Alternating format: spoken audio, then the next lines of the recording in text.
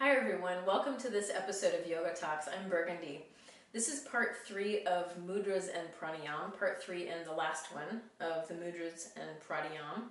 I do have to start by apologizing to Phil, who came to class 2 Wednesdays ago, and we recorded the class, we did all of these things, and when I got home, the audio was all static. For today, what we will practice are some mudras for increasing joy, vitality, well-being, and so forth, and then also some mudras for increasing memory or memory improvement. Before we get started though, I wanted to reiterate what the elements that are associated with your fingers. What I've been trying to do for myself is trying to practice or trying to think about how I can remember what element associates with which finger. So I'm going to share with you what works for me, and maybe it'll stick for you. So the thumb is the fire element, and the way that I think of that is that's how you light a lighter, by using your thumb. That's what I got. Your pointer finger is associated with the wind element. Checking for wind. Wind or air. The middle finger is space. I don't know, it's pointed up. Your ring finger is associated with earth, and my boyfriend thought of this, so when I bent the finger, it's the only finger that really, when you bend it at that first knuckle, it points straight down to earth. I don't know. And then by process of elimination, the pinky is associated with water. Oh, I know. Erin said, like, when you're drinking tea or something like that, your pinky is out. So whatever works. This is what works for me now. So let's begin. The first mudra, hand gesture, that we're going to practice is Anahat Chakra Mudra. So this is associated with your heart chakra, Anahata. In this mudra, so I'm going to do this far away and then I'm going to get close up so you can see what my fingers are doing. You'll take your ring fingers and put them in the nook between your pointer finger and your middle fingers. The middle fingers bend down and all the rest of the fingers press together. Okay, so let me get closer and we'll do this. So your index fingers come into the nook between pointer finger and ring finger and middle fingers. Your middle fingers fold straight down. By doing that, that sort of like locks those ring fingers in place. All the rest of your fingers press together. Now, since I've got you next to the camera here, what you may be able to see is if you look straight down, and I can't point because both of my hands are taken up by this gesture, what you can see when you look straight down is that this looks like a heart. Okay? So, in this mudra, you will sit in an easy, comfortable position, a seated position, and you will hold this at heart height. And if you look straight down, so the thumbs are facing towards you, you can see the heart made by your fingers. And you'll sit for 5 to 40 minutes, twice a day, once in the morning, once in the evening. Just take long, deep breaths, focusing on your breath.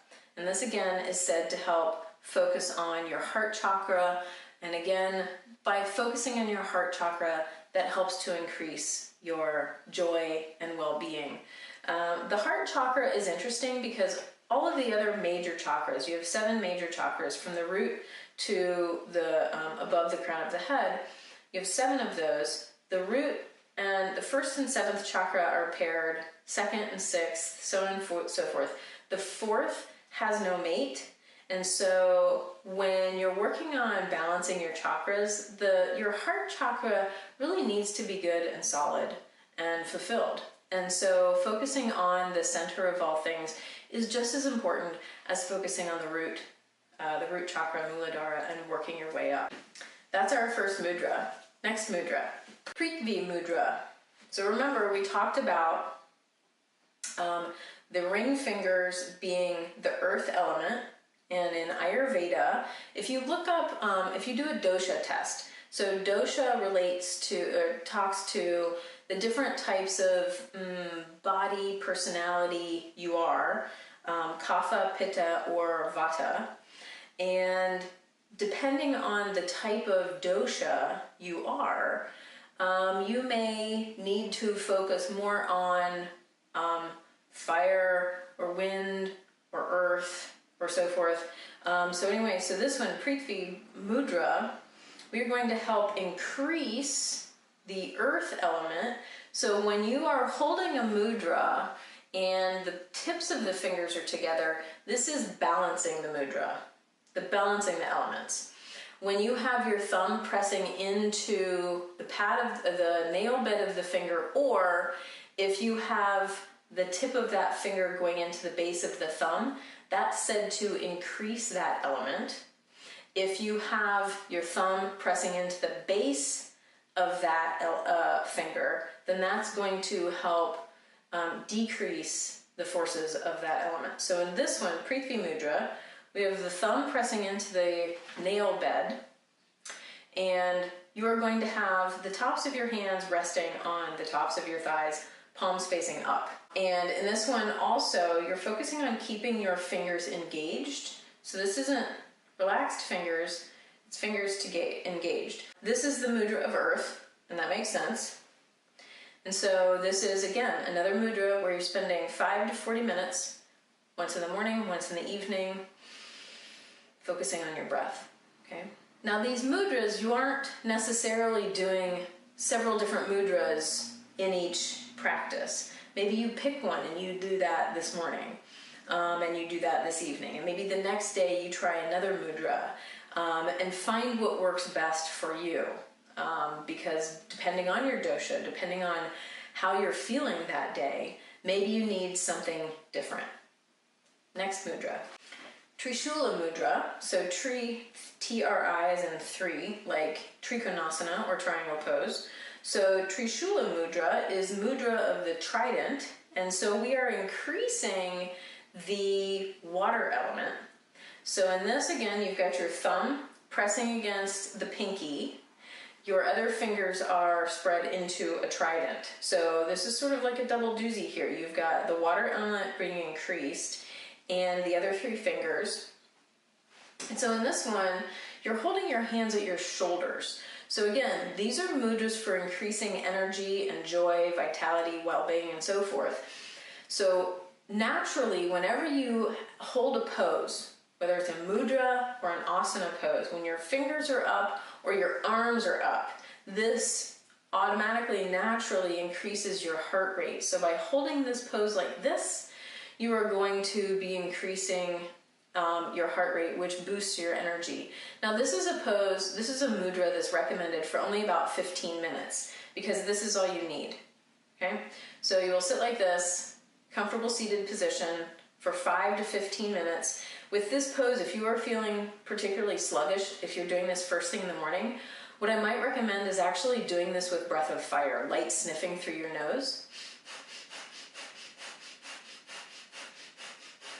And if you add in a more energetic pranayam with your mudra practice, then I would say decrease the amount of time that you're holding this mudra. So maybe not 15 if you're using breath of fire, but maybe stay in that 5-minute range, because that will sort of double your efforts with increasing your energy. Next mudra. This next mudra is Vajra Mudra, and this is the mudra of lightning.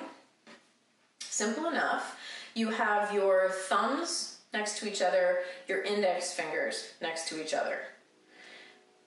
Now, what you may or may not be able to tell, so I am engaging my arms, but specifically I'm trying to press my index fingers together and my thumbs together, creating more energy in the wind element and the fire element, thus lightning. But this is Vajra Mudra.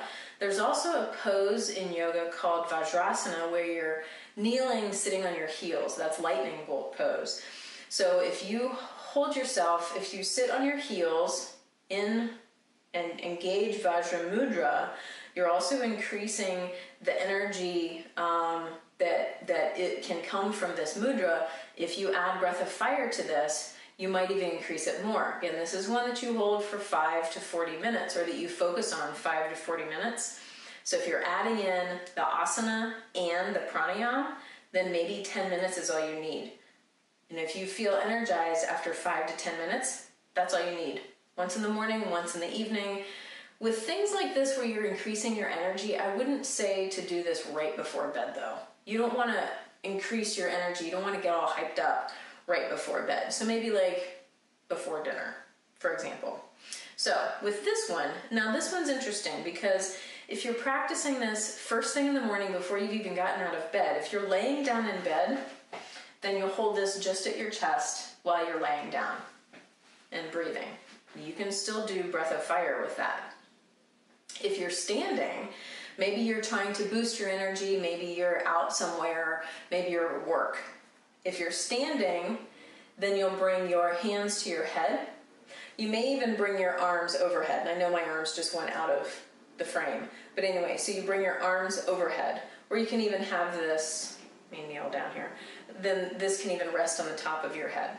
So 5 to 40 minutes, add in breath of fire. If you're kneeling, if you're in Vajrasana, then I would say either having this at your forehead or arms above your head in your kneeling posture will help to increase the benefits of this mudra. Next mudra. All right, so for this one I'm going to have to use my cheat sheet because this is a doozy of a word. Okay. Pusmukan mudra, perhaps. You'll see the word written below. So this is a mudra for freeing your lungs. And you do this mudra, so there's no set amount of time for practicing this mudra. You just do it as long as you need. In this mudra, you'll bring your pinky finger to the base of your thumb. Your ring finger comes to the first crease in your thumb. Middle finger stays out. Pointer finger comes to the tip of your thumb, okay? So this is how you hold both hands. So now, this is a mudra where you're doing the exact same thing with both hands. So pinky finger to the base of your thumb, ring finger to the second fold, and then pointer finger to the tip. Now with this one, you are also facing your hands forward. Your hands are at your shoulders. Long, deep breaths. You're focusing on the cleansing of your lungs.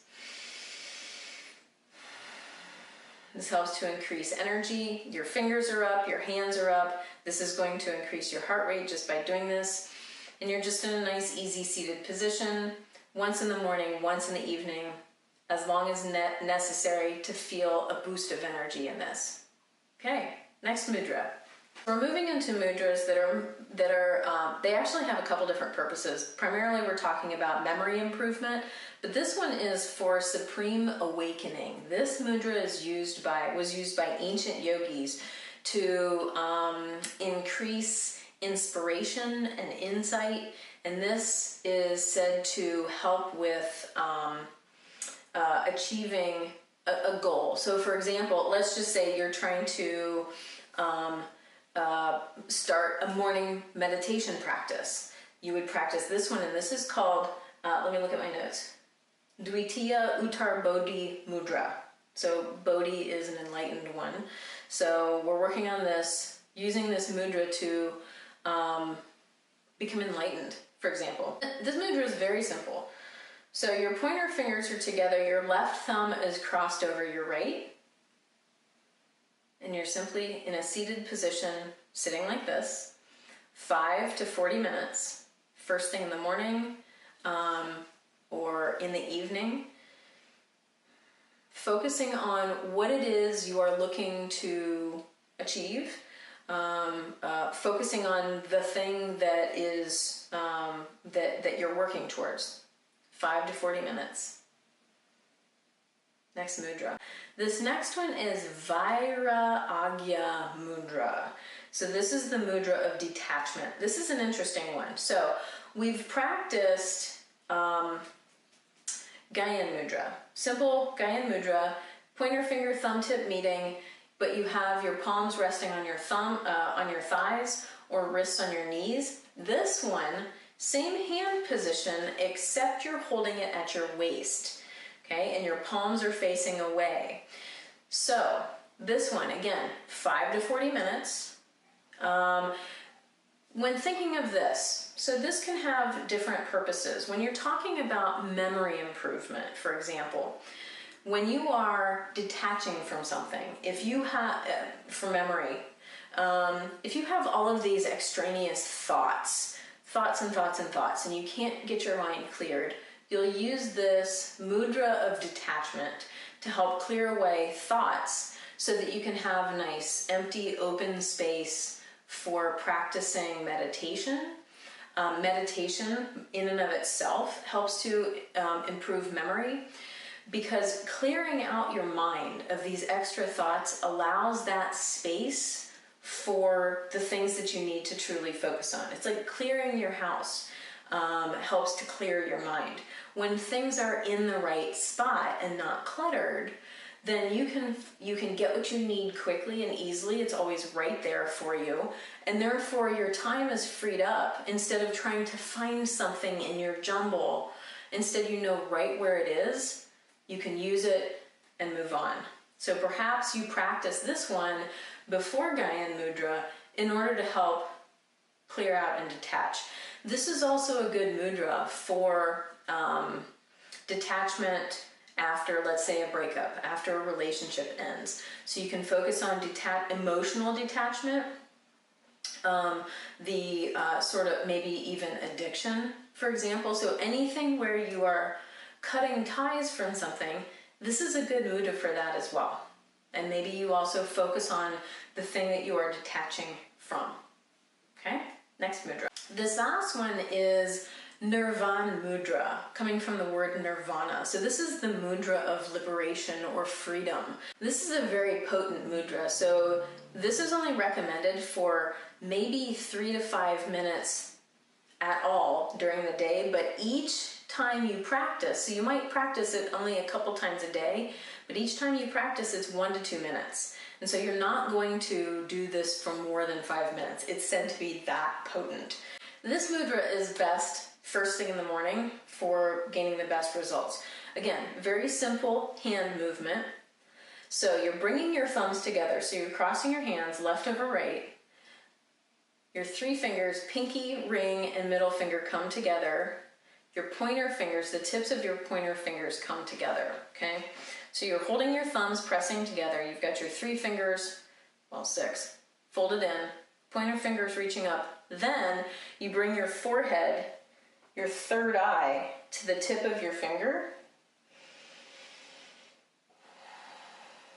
And not only are you breathing deeply, long, deep breaths, but you're also focusing on your third eye. So visualize like a white ball of light at your third eye, just behind your forehead, only a few centimeters above your eyebrows, for example. And you're envisioning this light growing lighter and brighter and maybe even bigger. So this is your spot for intuition, memory, intelligence, emotional intelligence, things like that. So this is again said to be so potent that you only need to do it for a few minutes each day, tops, right? Also, because of the positioning of your head in this pose, this also changes your breath and changes the breathing engagement. So this is also what makes it very powerful for your 6th chakra, for your third eye. So similar to being in shoulder stand, this puts a specific energetic pressure on your third eye. So I hope you enjoyed this. Practice these. And you wouldn't necessarily practice multiple mudras twice a day. Maybe depending on how you feel, you pick a mudra, you do it in the morning, you do it in the evening, maybe you use a different mudra the next day. So it's not like an asana practice where you're going to do a sun salutation with multiple poses. These mudras would be great to do just before, but also just after your morning yoga practice. So I hope you enjoyed this. If you liked this, please click like or subscribe. I do have to give a big shout out to my Patreon supporters, Chris, Nancy, and Lauren. Thank you so much. I appreciate it. I'm really enjoying making these videos, and with your support, I will continue doing that. If you have any comments or questions, please put them in the comments below or even shoot me an email. I would love to answer your questions in the next Yoga Talks video.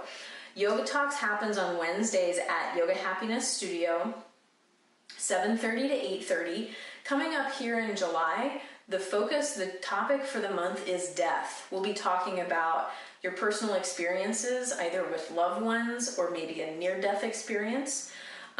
Also, this could be like the death of a time in life, death of a friendship.